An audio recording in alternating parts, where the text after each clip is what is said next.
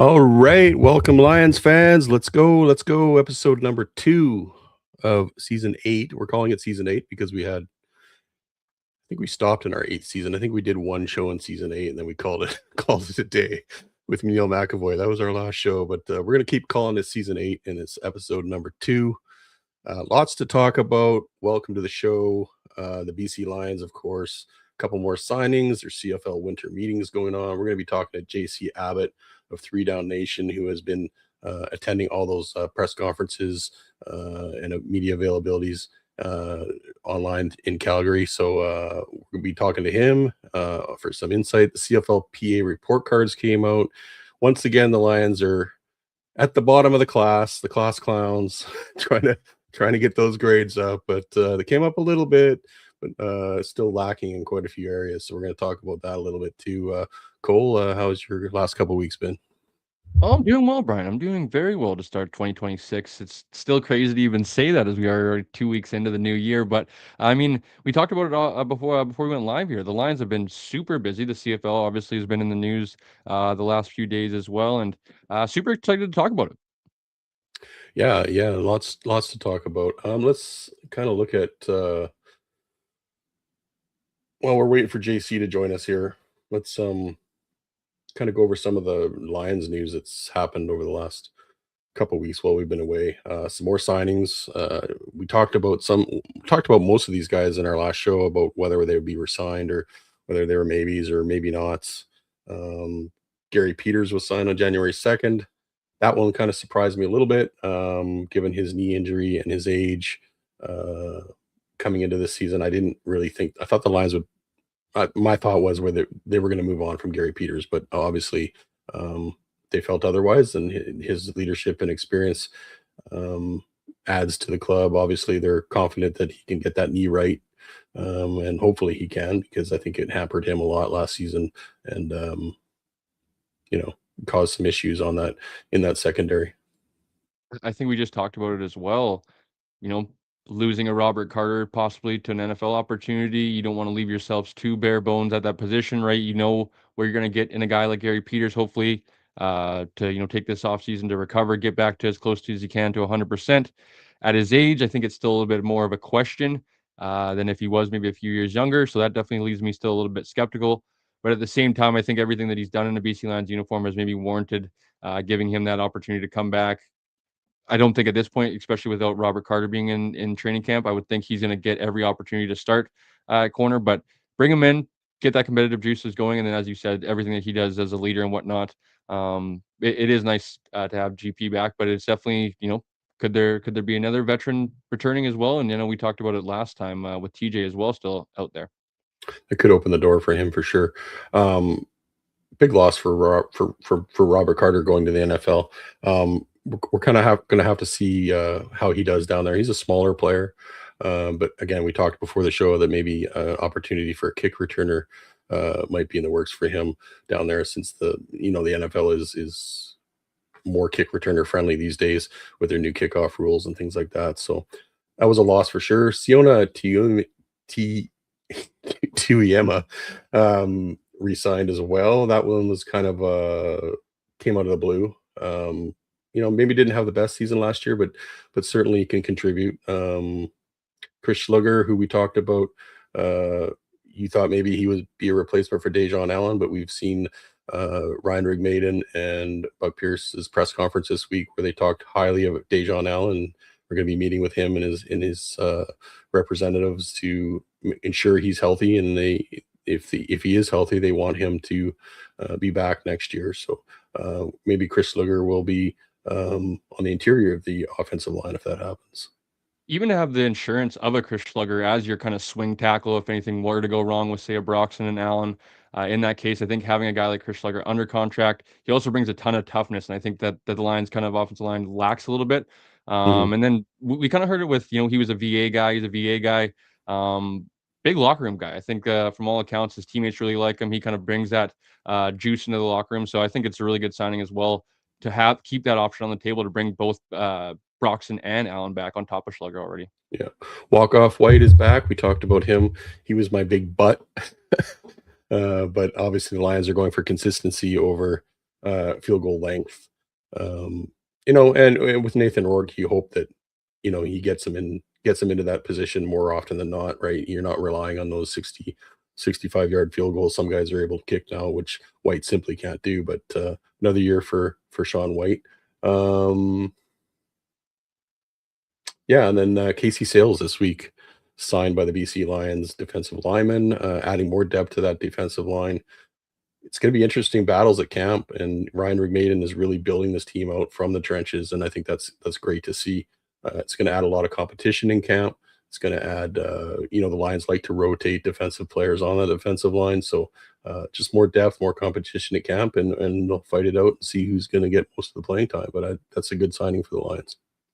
Yeah, most definitely. I think their defensive line room looks, you bring in a guy like Sales, you just re-signed Tavai, so you think in the interior, you're most likely set. You obviously also have reserves in guys like Thibaut Tabaye, possibly a Dwayne Hendricks. You look on the edge, you obviously have reigning defensive player of the year, Matthew Betts. You look opposite of him, and you have guys like Levi Bell and Bradley and who kind of came onto the scene post Labor Day last year, and you're hoping they can kind of really take another step in their second year in the CFL. You also look opposite, or maybe behind Matthew Betts, we should say, in their second round pick from last season in Hayden Harris, who came up here after his NFL opportunity.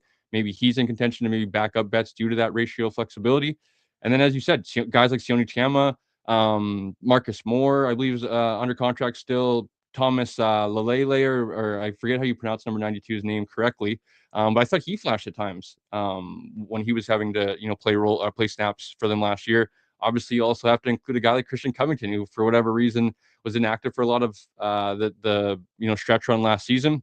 He still is technically on the roster and could maybe play into competing for snaps for the Lions D line. Yeah, I'm not sure that's one guy that's going to survive all of this.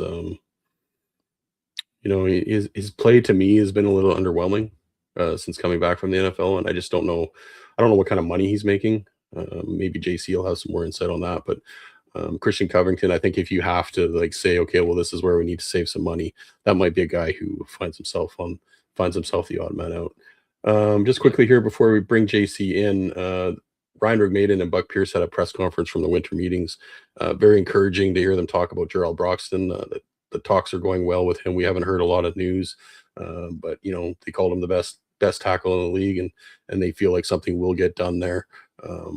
That's a very important signing for the Lions. And also we talked about Dejon Allen and how he had to be healthy, and they basically confirmed that they're going to meet with his reps this offseason and make sure he's completely healthy to come back. And if he is completely healthy, they want to have him back. So we'll talk about the report cards. I want to talk about the report cards with JC. He wrote a good article on it, and some of the renovations the Lions have planned. I thought the timing of that was very interesting because I happen to know that it was a confidential situation, and as soon as the report cards came out, they presented to everybody. Look what we're building in our practice facility. We're doing the right things for the team, and take a look at these fancy drawings. But I thought the timing was very interesting on that. They know what they're doing, that's for sure. Yeah. All right.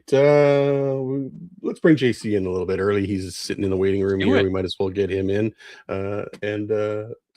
Let's get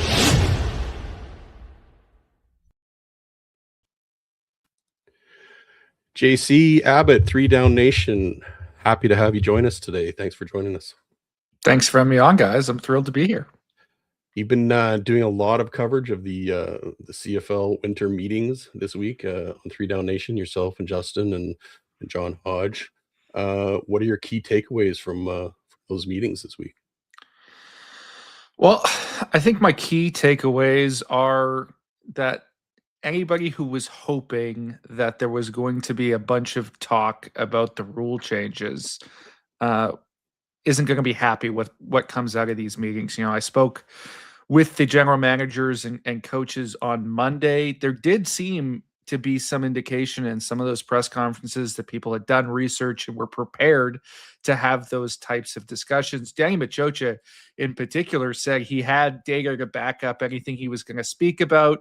And I asked him to preview it to me. He said, you'll hear about it in the next couple days. How about that? And then a couple days later, you talk to the commissioner, and it sounds like none of those discussions happened in the room. They kept it very much focused on moving forward, how to adapt the rule changes that are in place and make sure that they don't impact things like the final 3 minutes, but that there was no significant pushback, no major presentations, that coaches and GMs weren't pounding the table to maintain the 55-yard line. Depending on how you feel about the rule changes, you're either pleased by that or you're very not pleased by that. But the reality is it just didn't happen, regardless of what the coaches were saying on Monday. Are you surprised? Are you surprised Right. at his answer? Do you believe his answer? I mean, obviously Machocha made it pretty well known he had that in his arsenal, that he was coming in prepared to talk about some of this stuff, yet Stuart Johnson says nothing was presented to him. I find that a little odd. Yeah, I have it on good authority that it did not happen in the structured meetings. Now, there are meetings that were supposed to take place after the commissioner spoke to the media today. So I don't know what was raised in those, although they were supposed to be focused on things other than the rule changes. I don't know what was raised to the commissioner privately. If somebody took him aside, over drinks in Calgary that night and presented him data. I don't know any of those things, but I can say with fairly good authority that it did not happen in the rules committee meeting, that those discussions did not take place. Something that intrigued me, JC, was the playoff format comment, and how Stuart kind of mentioned of, the division winners only having to win one game to get to a Grey Cup. What are your thoughts on maybe a possible change to the playoff format? Obviously, if there was to be a 10th team, maybe some shaking and moving would have to come. But would you be opposed to kind of a change to the playoff format at all? I would not be opposed to a change to the playoff format. I tend to be more traditionalist on most issues, despite the fact that I'm a younger guy. I like the way things have been, but I do think there are some valid arguments in terms of the current playoff format being, hurting certain teams depending on how the division setup shakes out, and also being a little bit more challenging for some teams, just based on how the seeding is and the strength of the division. So I wouldn't be opposed to something. I don't know what the perfect solution is to the playoffs. It sounds like the league coaches and GMs don't either, because nothing has been recommended at this stage. But I do think it's something that's worth considering. And Stuart Johnston has made very clear here early in his tenure that there is no sacred cows, really. Like, he is willing to have those discussions. He wants to ensure that there is the most entertaining product possible. And I know there's a lot of people in the league, a lot of fans of the league, who would like to see the playoffs reflect the best 6 teams in any given year, rather than managing the crossover or hoping that you get the best teams in based on the divisions. I think there are simpler ways to do it. Do you know if anybody's asked the question about one division, just top to bottom? I don't know that that's been asked, but I would be surprised if it hasn't been. That seems like the obvious solution. Now, the problem with that is I think the league does want to maintain some sort of divisional format just for scheduling purposes, right? It's a little bit easier, ensuring teams have less travel involved, right? That cuts down on costs. It cuts down on wear and tear on people based on jet lag and things like that. I think that's pretty important in the league right now. So if you're going to have a schedule that is lopsided based on region of the country, it makes sense to have divisions in some way. Whether those divisions should therefore then impact the playoff seeding, I think is a valid question on that topic. One of the topics that came up was CFL player involvement in the Olympics. And I found one of his comments kind of intriguing, and it took me to the Lions situation in particular. And that's that the BC Lions have a Canadian quarterback in Nathan Rourke. The commissioner says the plan is for the CFL to play through the Olympics. The Lions are basically the only team with a Canadian quarterback. Obviously, Team Canada is going to want Nathan Rourke as their quarterback. this puts the Lions at a significant disadvantage for those weeks of the playoffs. And I don't know if Amar Doman's going to be too thrilled about Nathan Rourke being gone for a few weeks. Yeah, I think it will be a significant issue, to be entirely frank, particularly for the BC Lions. And frankly, it may not even be an issue for any other team. I can foresee a scenario, having had a few conversations with Paul LaPolice about how he sees roster construction. We're only going to have, at most, a couple of CFL players on this Olympic team. It's not going to be loaded top to bottom with CFL talent. They want those NFL body types. Those NFL players are going to be available to them. They will not be in the midst of their season. And that roster is going to be primarily NFL players if they do, in fact, qualify for the Olympics. There will be a couple of spots that are likely available to those high-end CFL athletes, guys who are in the special category. And I think Nathan Rourke at quarterback is the most realistic of those possibilities. The other options, really, you're talking about Taylor Elgersma, you're talking about his brother Curtis. Like, Nathan has a little bit more mobility while maintaining the accuracy that they need for that flag game. I think he's a fairly safe bet to make that team. And so if you're talking about the Lions playing 2 or 3 games without their starting quarterback, without their MOP level face of the franchise, that is going to significantly hinder that team that season.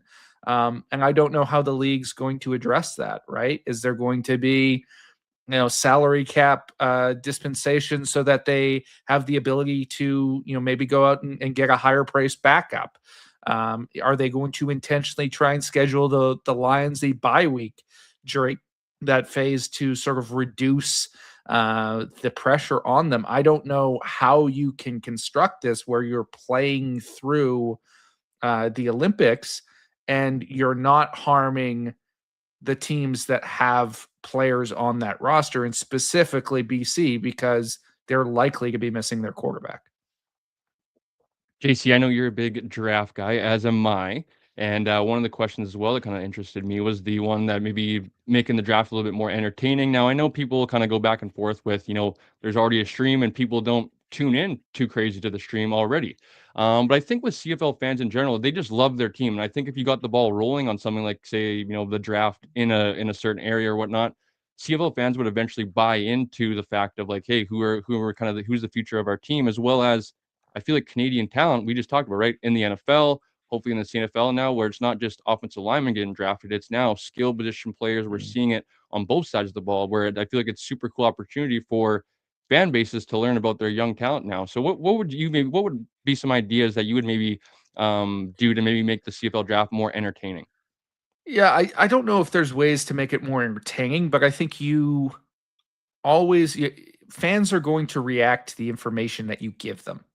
And I think there are some wonderful people on the league side and the TSN side who cover the draft. I mean, Dwayne Ford is an institution. He basically, founded the idea of covering the CFL draft. He started the regional combine himself back before the league did it. He is very much the guru.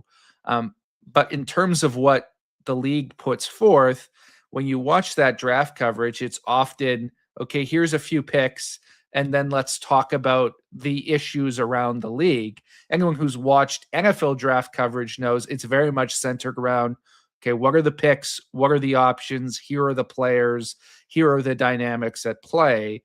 And while I understand that the league believes that there is not necessarily the interest level, and there's certainly not the viewership driving that aspect of the draft at this stage, I don't think it ever improves unless you offer people sort of a coverage that covers every single pick and talks about the players and hypes them up in that way. If you're not going to get much viewership either way, I would rather do it in the way that can potentially grow the game, grow that product, and connect fans with those players. And I think that's what's been lacking at times in the CFL draft coverage.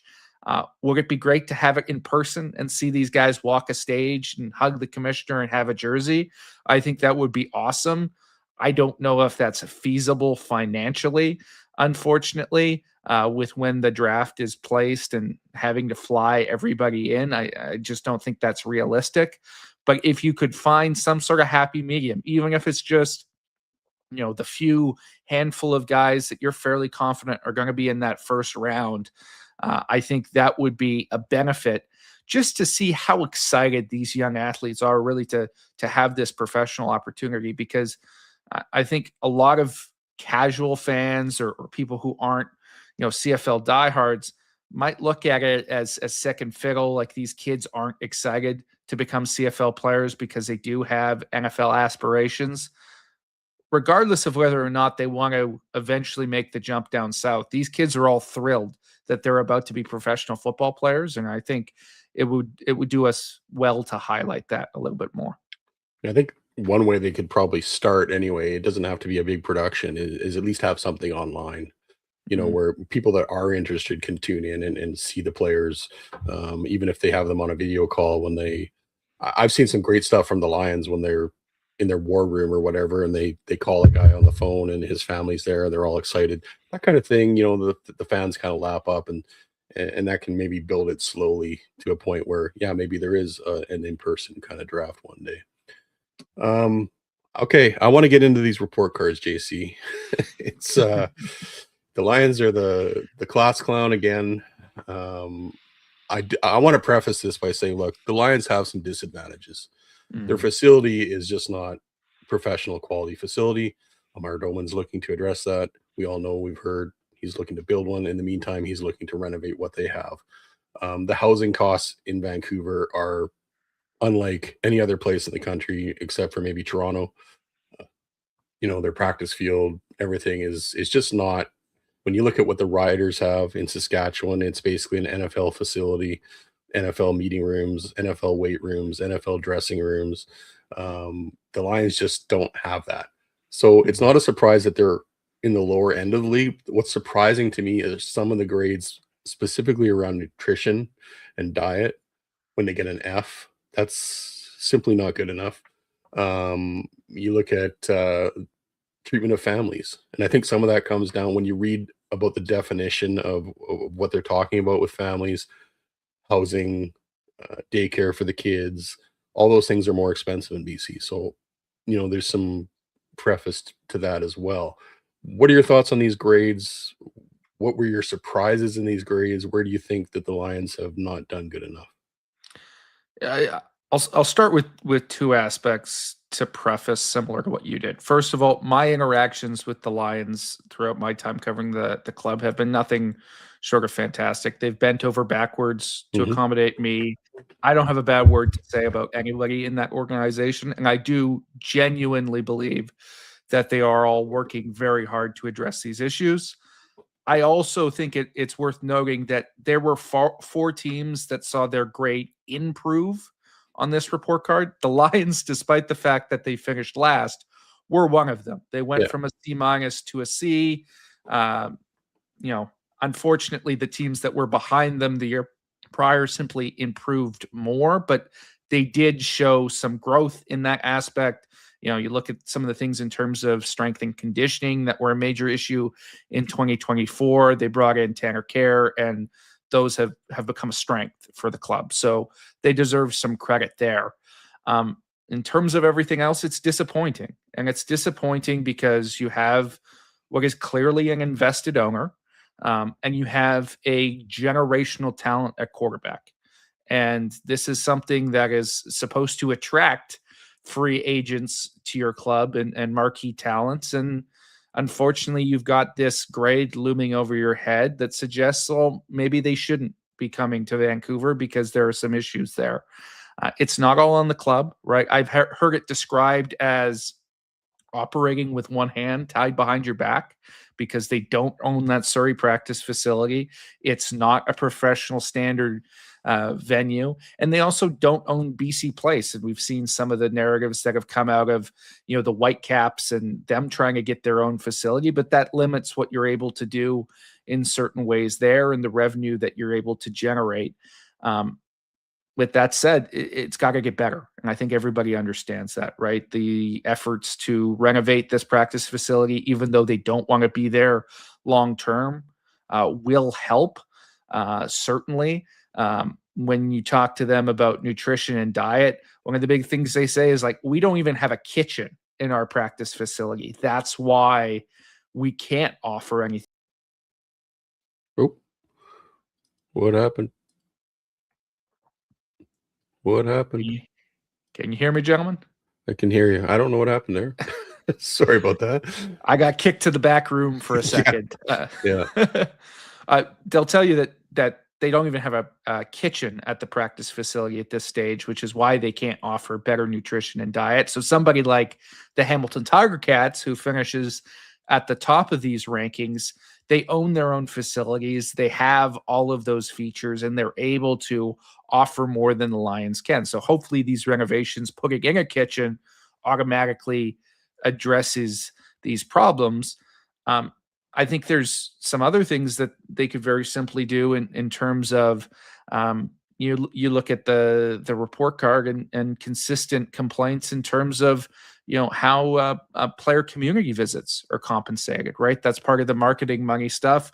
Lions saying that they're being charged under league rates, or they're receiving under league rates, and they're not given compensation for travel. You look at how active the Lions are in the community, and they are very active, and how much they tout that. Well, let's make sure that the players are getting their full value for that, because that is a big part of free agency these days, is marketing money and how you're going to get these people appearances. That's a very simple solution, a simple fix there. When you have somebody like Amar Doman, who's shown in the past, he's not afraid to spend that money. So if you're not afraid to spend it on those things, fix those problems, and hopefully, as we see these renovations, we'll see the grade tick up next year. Well, I think when I messaged you on X about this, and you had a very good point about Amar Doman investing in this money, even though it's basically lost money, because in 2 years he's going to be looking at building another facility. So he's still spending this money knowing that this is not a permanent solution. So that's that's another mark in his checkbox. Yeah, it shows his commitment, right? He wants to be out of there. The Lions want a different facility. How that will come to pass, where that will be located, obviously it's all aspirational at this point, but they are not spending this money in the hopes of making this practice facility last past 2 years. They are just using it as a stopgap to ensure that it's no longer a detriment to the club. Brian and I were talking backstage, JC, about kind of just the weirdness of seeing, Amar Doman, the owner category, kind of being a poor grade as well. Do you have any maybe insight of what could be, or is it just kind of like where I was talking with Brian, it's just a simple fact of like fans maybe want different stuff than players do, where we're happy with, games staying in BC, where, the other teams are traveling and other stuff like that? Yeah, my understanding on that is it goes back to that community appearance compensation factor that was included in that category. It's not a true ownership category where it's ranking the quality of each owners. It's ownership and business administration. So the Lions had some specific critiques in that area where they were not paying the players market rate or compensating for travel. That obviously knocks them down, and therefore the ownership category gets knocked down overall. Frankly, I think it's if I was to critique the CFLPA, it's probably not fair to call that category ownership, but that's what it's labeled as, and unfortunately other factors besides Amar himself drag that down. Got almost 70 people watching the stream right now. If you have a question for JC, maybe not even Lions related, CFL related, he's been quite active in the CFL Winter Meetings. Get your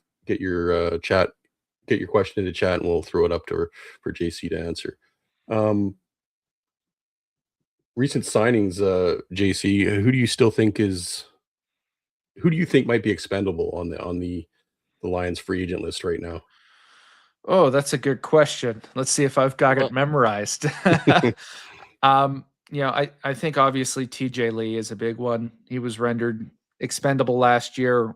As great as it was to see him come back, I don't know that that's going to happen a second time, and that's unlikely to be a priority in my eyes. I wonder if they've got the money for Aiden Eberhardt, as much as I would like to see him come back. You know, what they're spending on McInnes and Hatcher and Katoy as well, who I don't think fans realize just how much money Javon Katoy has made over the last number of years. It doesn't leave a lot of wiggle room to give someone like Eberhardt a pay raise. And as much as he has exceeded my expectations and he brings a sort of a clutch element, a deep threat element in the offense, I do think there are ways that you can find young players to replace him at a discount rate. So maybe that's an area that I would look at as somebody who could potentially be expendable there. Is anybody really beyond those big three in the receiving core isn't going to make very much money. And certainly I was a little bit surprised to see Gary Peters brought back at his age, although he's a very functional player still. I don't hate that move because I do believe he's in the top half of corners in the league. He's just not number one anymore. I don't think you can justify somebody like Lee back once again, as much as he helped the team down the stretch. I'm curious about the new additions, JC, and maybe a little bit of a two-parter with obviously Sankey and Sales. Rick Maiden was pretty voicious today of, he's going to be our Mike. He's going to be kind of the leader of our defense, if you will. It was pretty interesting because I thought maybe Micah would still be, kind of maybe option at will. They still didn't rule that out necessarily. But what are your impressions of the new additions and maybe helping the front seven? Yeah, the Sankey one is interesting. I love the signing. I think he's an upgrade over Awe. I think he's one of the better true Mikes in the league, and he'll provide a new element to that defense. Obviously, it costs them Josh Woods, and I don't know how you're going to be able to manage that situation with Awe. Like, he's not making much money, so I'm not super worried about it from a financial side. Like, he's fairly cheap as far as starting caliber linebackers go, but he can't really play Will. So if you're bringing Ben Haladic back to play that spot full time as a Canadian, I think you're going to have to upgrade the backups or bring in another option for the packages, and then Alway becomes your sort of backup package guy. I'm not sure that's the greatest role for him at this stage of his career.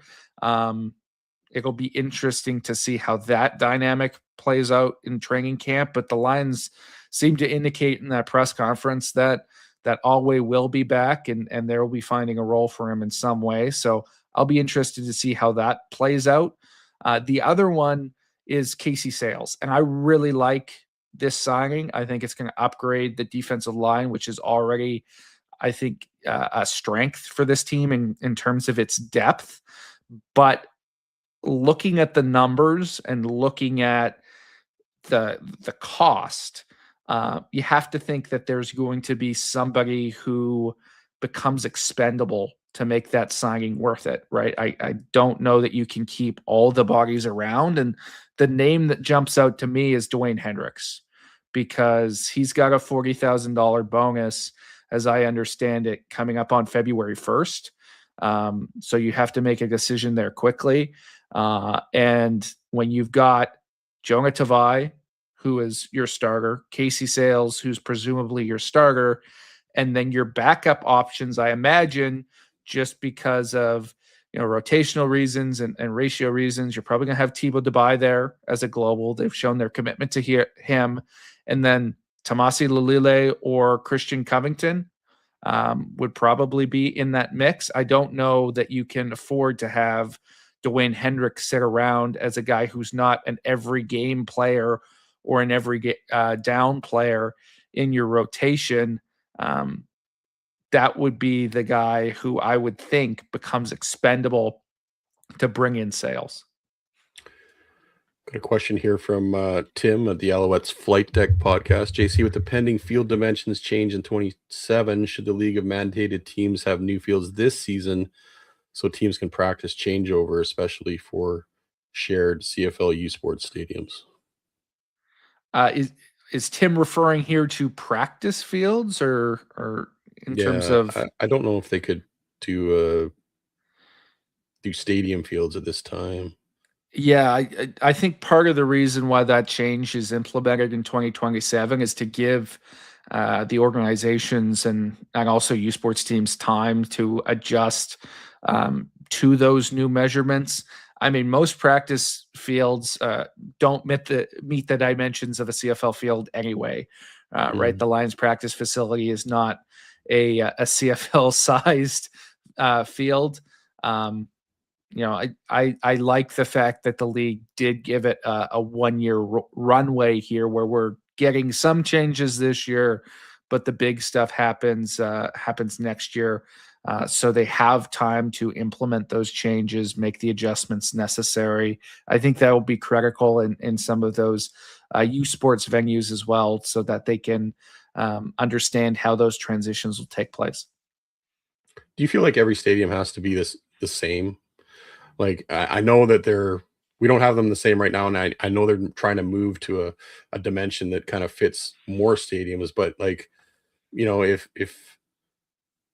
the places where they play college football, if they're not exactly the same because of the dimensions or because of the logistics, does it really matter that much? Um, I think it's better if you can have them the same. I do think it's problematic with our current setup, for example, where not every stadium can accommodate 20-yard end zones. So a touchdown in one venue is not a touchdown in another, right? How do Mhm. you Yeah. plan or game plan for that?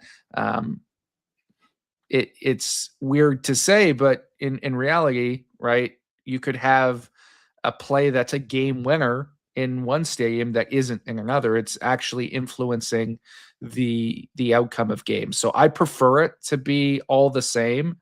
I do think you can operate with some minor variation if you have to, but I don't necessarily like the European soccer setup of every field size is different. Um, you want consistency, and that's why I wasn't totally opposed to the shrinking of the end zones to Mhm. 15 yards, is because if I was truly attached to 20 yards, I'd be upset that they're not all 20 yards already. Yeah, yeah. That was one that I could live with because it's already not true across the league. One more question from a viewer here. Mark wants to know, does Dedrick Mills' big extension with the Stamps make it harder for the Lions to afford James Butler? I think potentially, if Butler is going to want to push the market to where Mills is, I don't know that he's going to get close enough to that for it to be a big issue. Um, Mills is in a very much run first offense there. Um, he led the league in rushing. He sort of had the clout to make that push. There's more money available for everyone because of the way the salary cap has raised. I think that applies to Butler to a certain extent, but I can't imagine that the Lions are going to break the bank for him, especially after what they showed with their willingness to move on from William Stanback and go to Butler last year. I think they'll probably be willing to set more of a hard line with Butler, if I was to take a guess there. And they already have some options in house. Xander Horvath has proven that he can make an impact with his carries. You wonder what he could do with a bigger role. Jordan Terrell has had some moments, and then they just signed Peyton Barber, who's a guy with over 2,500 rushing yards in the NFL. And while that might not mean much in the CFL, he's not coming up here to be a practice roster player, as Ryan Rigmade made clear in his comments on Monday. He wants to start, and he'll be given the opportunity to take a shot at that job. So you're not hurting for options if you can't re-sign Butler, as much as it would be nice to have him with his chemistry with Nathan Rourke. JC, well, we got you here. I got to ask you about the CFL draft, and it's starting in Fort Worth. You were just at the bowl game, I believe, was it last week there?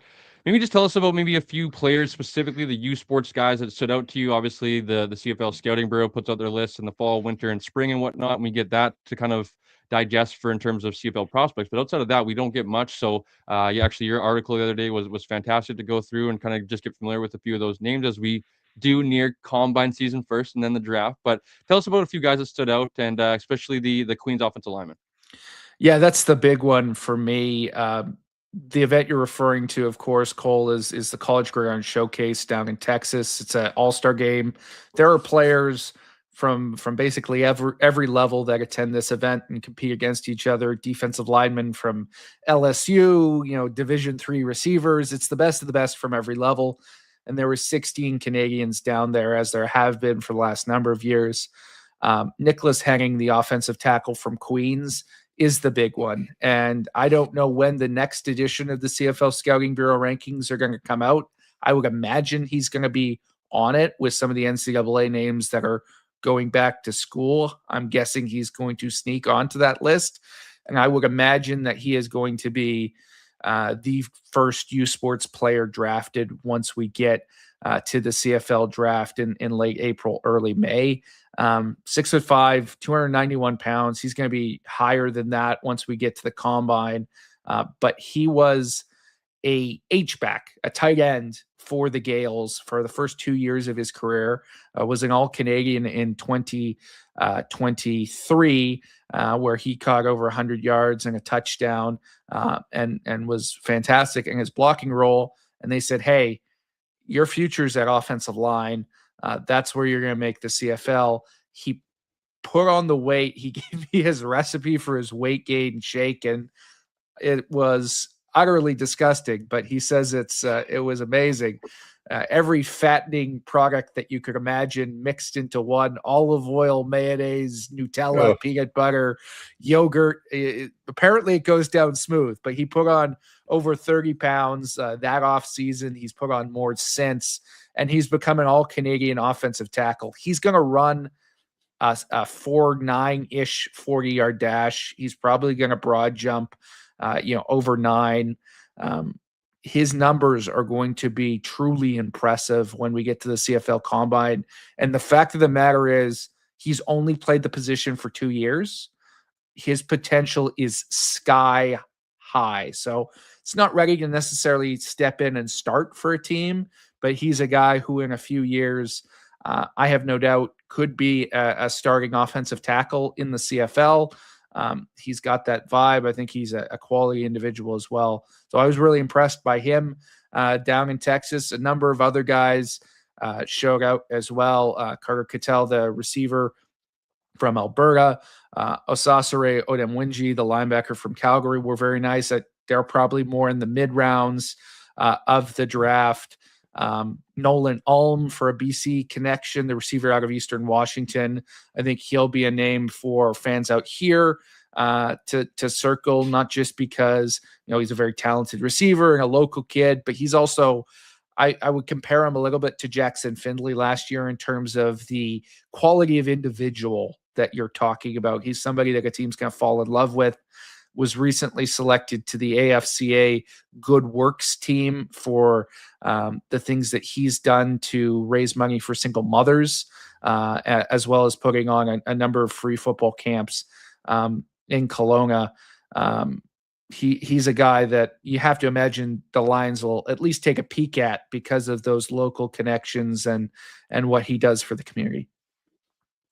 Got one more from Tim here, and then I got one more before we let you go. Where does JC see Adarius Pickett ending up? That's a good question. I think Adarius is gonna, have some interest from multiple teams, but I don't know that the dollars are going to be the same as what he's used to at this stage of his career. I wonder with the Calgary Stampeders, some of their comments on Monday in terms of Derek Moncrief, they seemed open to having him back, but not committed to it. It almost appeared like more of a wait and see thing. I think Adarius Pickett would be a nice fit in that defense. I wonder if the Winnipeg Blue Bombers might be an option there as well. I've heard some rumblings on that front. Pickett will have options, but potentially potentially Winnipeg, just if they want to move Reddick Cramdy up to safety permanently, as they did last year. I think that would be an interesting fit. One thing we talked about on our last show, and that was a backup for Nathan Rourke. And I know at the press conference with Ryan Maiden and Buck Pierce, you fielded the question very craftfully. Ask about saw bringing that, eh? in a Canadian quarterback without mentioning Trey Ford. Do you feel like the Eskimos are going to release him? What do you think is going to happen with Trey Ford? And do you think the Lions have interest if it happens? Yeah, my sense is he's going to get released. I can't imagine a scenario where he's still with the Elks next season. They just don't want to pay him that money. I'm not sure he's going to be open to a renegotiation that's that drastic. And if you're looking from an outside perspective, if you're another club, I don't think that people like Trey Ford enough right now to want to force that renegotiation and to expend an asset to go out and get him, right? They are, I think, lukewarm at best on his prospects. There's some teams that would be interested to bring him in as a backup, but they would rather that come at a free price tag than costing them a draft pick or a player. So he'll probably be released before that February 1st deadline. And I imagine that the Lions would be an option for him, right? That makes a lot of sense ratio-wise. To have a Canadian backup, they need to upgrade that position. And I think it would also make sense from a Trey Ford perspective, because I think he could learn a lot from the way that Nathan Rourke has done things and handled his business out here in BC. Now, would there perhaps be some reservations from the Lions side in terms of how much Trey Ford wants to embrace that backup role? Maybe. I think that's a fair critique, but you can't just run it back with the combo that they had last year. And as much as I don't think that Trey Ford is the best quarterback to take you through a season, if you're talking about a guy who has to get you out of a half of football or win you a game in the middle of the season, his high-end playmaking potential means that he's as good, if not better, than anybody else available in a small sample size for getting you one of those wins. I think that would be highly valuable for the BC Lions to add. Not a lot of guys around with CFL experience in that you want to add as a backup this year either. So, Cole, you got anything else for JC before we let him go? No, appreciate you as always, JC. Yeah, we appreciate you coming on. Give yourself a little plug of what's going on at 3 Down Nation these days, what's coming up, and where people can find your coverage.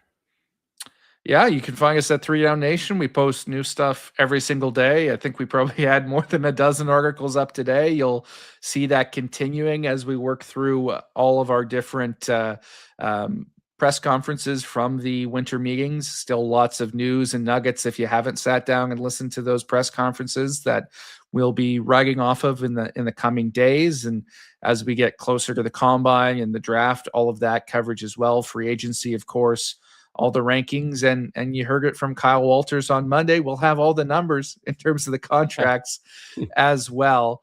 And then you can find me mostly on X at the JC Abbott. That's where you can find my stuff and any of my pithy tweets, ill-advised or not.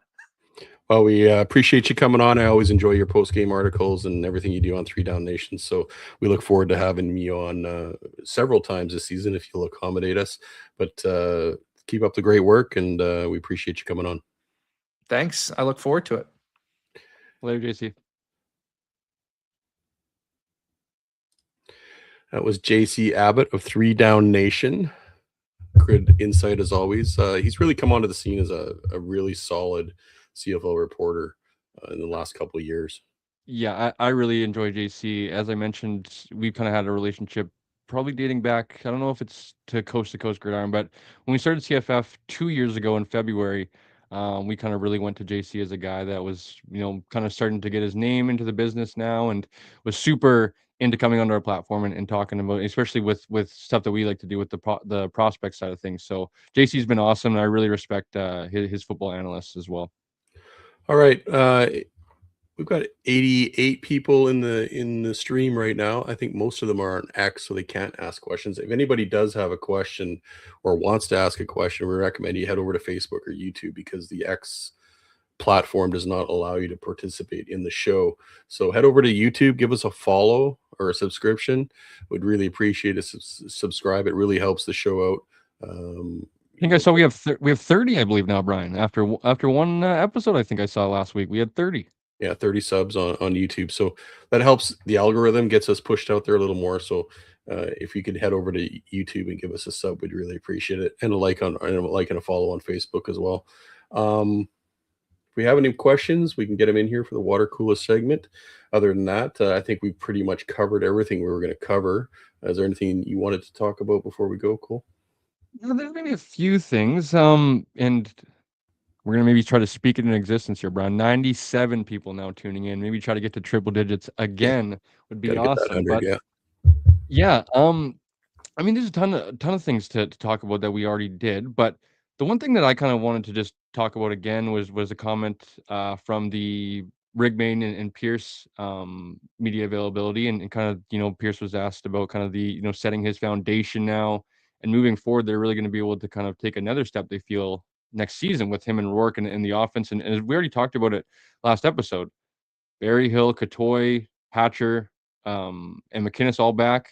Obviously up in the air still at running back. From all accounts, I would assume that we're going to have at least 2 of the 3 of the tackles that were free agents for the Lions, whether it's Slugger and Allen or Slugger and Allen, however it works out. And then you look at the interior, and all 3 guys are coming back as well. And there's going to be a lot of that continuity. They're going to be able to go into this time period right now where they're going to be able to kind of, self-scout and kind of really learn that what they did well, what maybe they struggled at, and then really hit the ground running here once we get into spring and start to get into training camp, where they're going to, they talked about, right, where there's no guessing what the standard is for a Buck Pierce training camp anymore. The veterans that were on the team last year, they understand the minute they step foot in Kamloops, this is what it is, and this is the expectations for the team. The offense, especially with Nathan Rourke, I feel like there's no dip in terms of the standard, and Nathan Rourke is going to be keeping the offense as high as a Buck Pierce would. So I'm really just, it's for me, it's probably a scary thought for, I feel like, other people of like, what like, is there another level for Nathan Rourke and Buck Pierce together after what they did last season, and all the and obviously the rankings aren't end all be all things, but all the first place in yards per play and first down percentage at whatever it was last year, I think it's 25% or whatever. Where if these guys can hit another level or two, it's going to be really scary and really fun to watch this offense.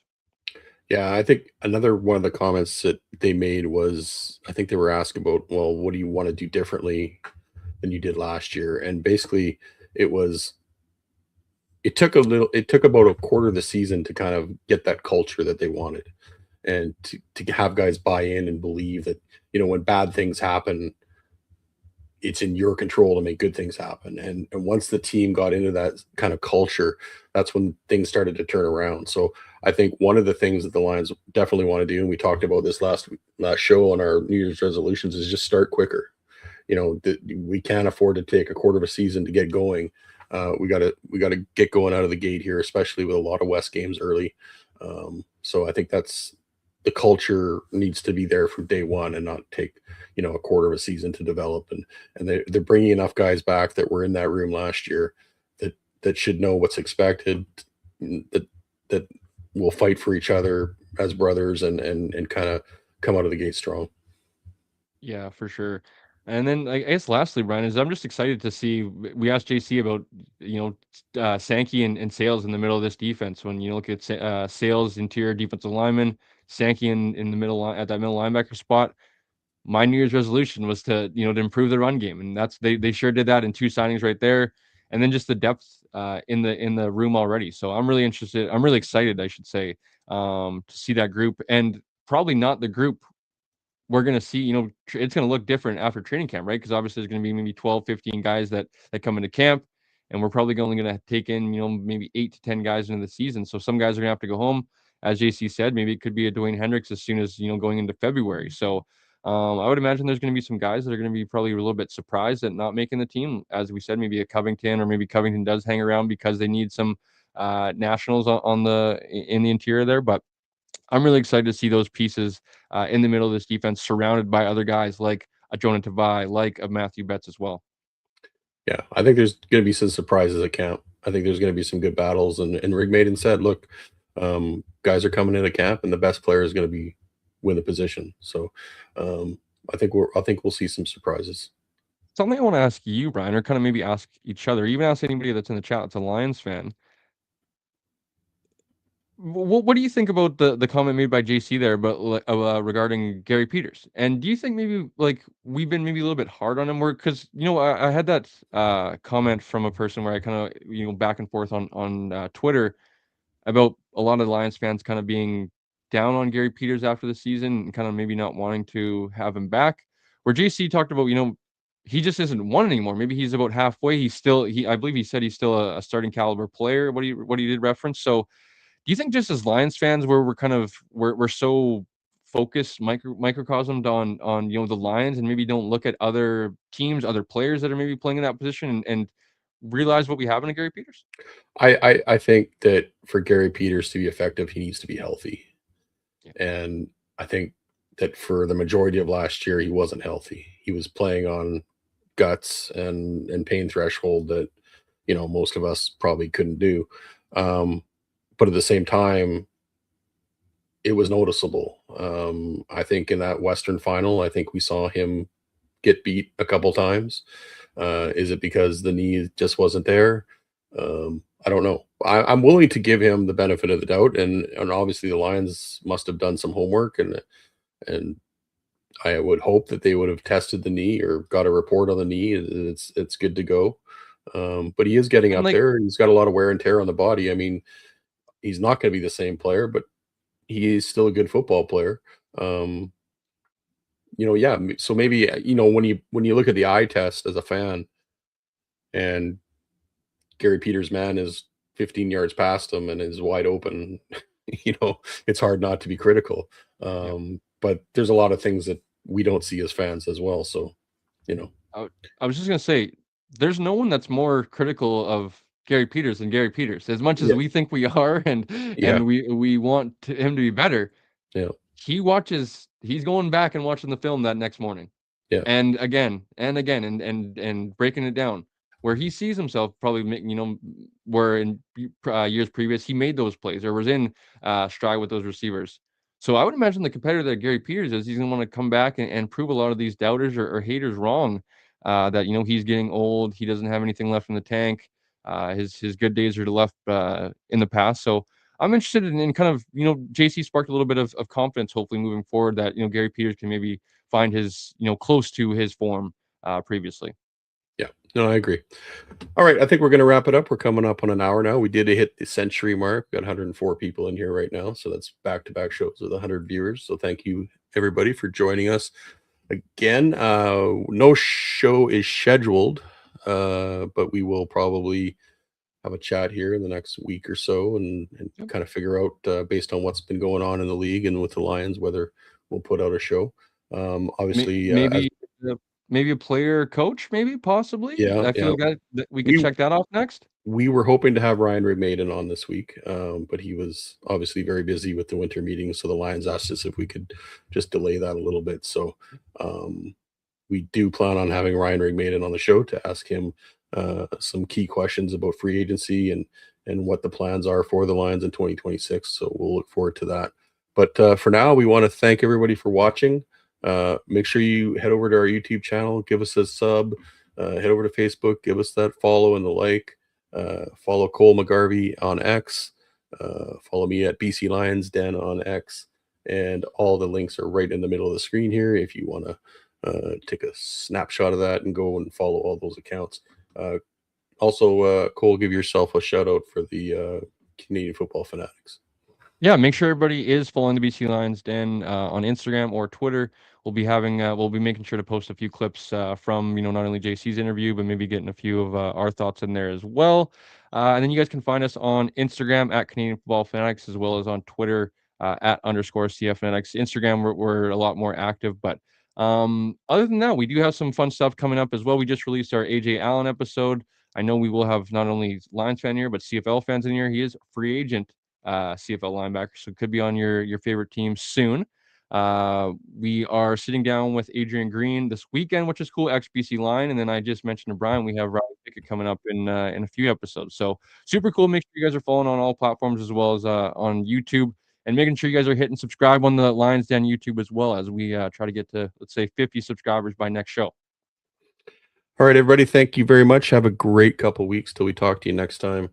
And go Lions, go.